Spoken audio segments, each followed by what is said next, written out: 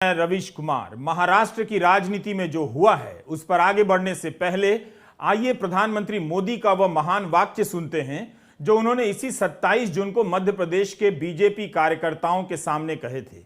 यह महान वाक्य राष्ट्रवादी कांग्रेस पार्टी के संबंध में है जो आज टूटकर महाराष्ट्र में बीजेपी की सरकार में शामिल हो गई। पहले आप इस बयान को सुनिए, फिर आगे बढ़ते हैं। अगर मैं एनसीपी की बात करूं तो एनसीपी पर भी करीब 70,000 करोड़ रुपए के घोटालों का आरोप है। महाराष्ट्र स्टेट कोऑपरेटिव बैंक घोटाला, महाराष्ट्र सिंचाई घोटाला, अवैध खनन घोटाला, इनकी लिस्ट भी बहुत लंबी है। इन पार्टियों के घोटालों का मीटर कभी डाउन ही नहीं होता।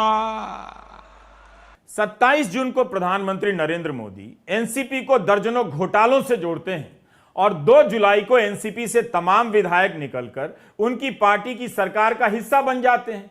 इतना बड़ा मजाक केवल प्रधानमंत्री मोदी ही कर सकते हैं, इसलिए वे भाषण तो भ्रष्टाचार के खिलाफ देते हैं मगर राजनीति उन्हीं के साथ करते हैं जिन पर भ्रष्टाचार के आरोप लगाते हैं। अजीत पवार के साथ आज जो भी विधायक गए, जो सांसद गए, उनमें से कईयों के खिलाफ आयकर विभाग और ईडी ने भयंकर मामलों में केस दर्ज किए हैं। कहेंगे 2 जुलाई को शपथ लेने वालों में एक और मंत्री हैं, हसन मुशर्रफ। 7 दिन पहले हसन मुशर्रफ कोल्हापुर में सद्भावना यात्रा में शामिल हो रहे थे। यह यात्रा हाल के दंगों के बाद शांति के लिए निकाली गई थी। हसन मुशर्रफ के खिलाफ मनी लॉन्ड्रिंग के मामले में ईडी का केस चल रहा है। हाईकोर्ट ने इनकी गिरफ्तारी पर अंतरिम रोक लगाई है। ईडी ने आरोप लगाया कि इन्होंने 40,000 किसानों से 10-10 हजार रुपए लिए और हड़प गए।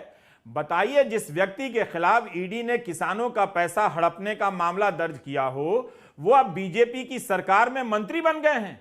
हफ्ता भर पहले हसन मुशर्रफ नफरती राजनीति के खिलाफ सद्भावना मार्च में नारे लगा रहे थे। भाजपा को भी ऐतराज नहीं है कि उसकी राजनीति के खिलाफ सड़क पर उतरने वाले, कल तक नारे लगाने वाले हसन मुशर्रफ उनकी सरकार बनवा रहे हैं, बचा रहे हैं, सरकार में शामिल हो रहे हैं। पूरी बीजेपी में लोकसभा और राज्यसभा का एक भी सांसद मुस्लिम नहीं है। मोदी सरकार में नकवी के हटने के बाद एक भी मुस्लिम मंत्री नहीं है, मगर महाराष्ट्र में हसन मुशर्रफ को मंत्री बनाया गया और ये बनने भी चले गए। जिस राज्य में 1 महीने के भीतर मुस्लिम युवकों को घेर कर मार देने की 2 घटनाएं हुई हैं, उस राज्य का एक मुस्लिम विधायक बीजेपी शिवसेना की सरकार में मंत्री बन जाता है।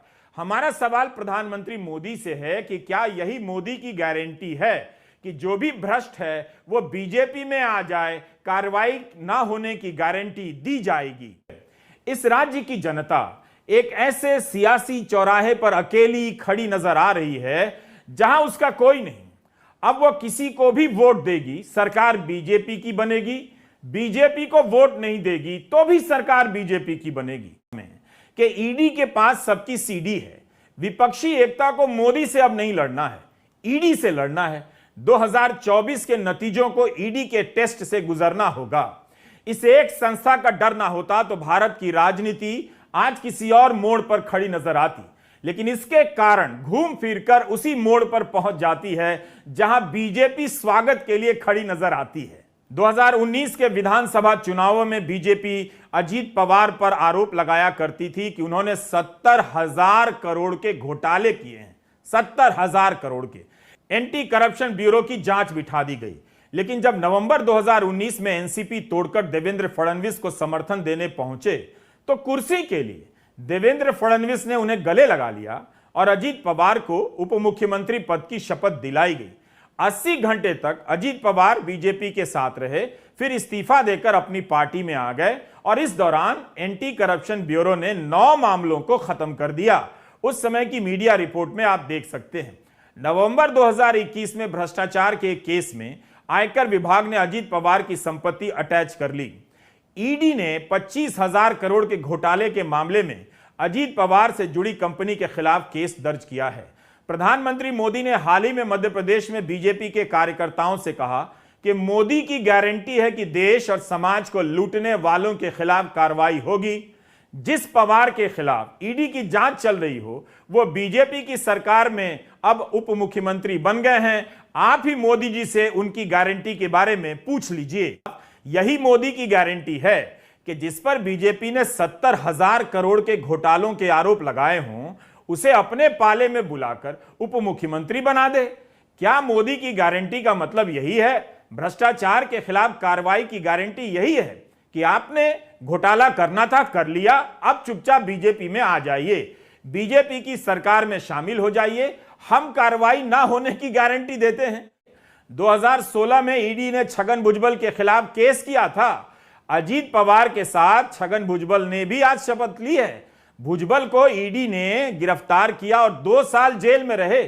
इन पर 870 करोड़ की रिश्वत लेने का आरोप।